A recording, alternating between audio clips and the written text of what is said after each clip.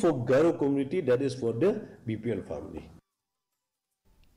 Rajya Sabha MP Dr. W.R. Kharlukhi has asserted that the MP scheme of the financial year 2022-23 has already been implemented, while the scheme for 2023-24 is still pending due to the recent elections. The statement came from Kharlukhi after a YouTuber alleged corruption and non-utilization of the scheme.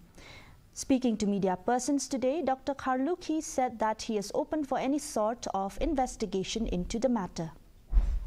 Came up from a YouTuber who tried to present me as an MP that I was corrupt. And not only that, I have already complained to the cybercrime.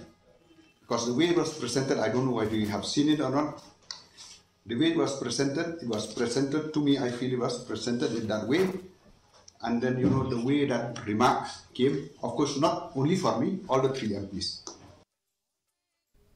Rajya Sabha MP Dr. W.R.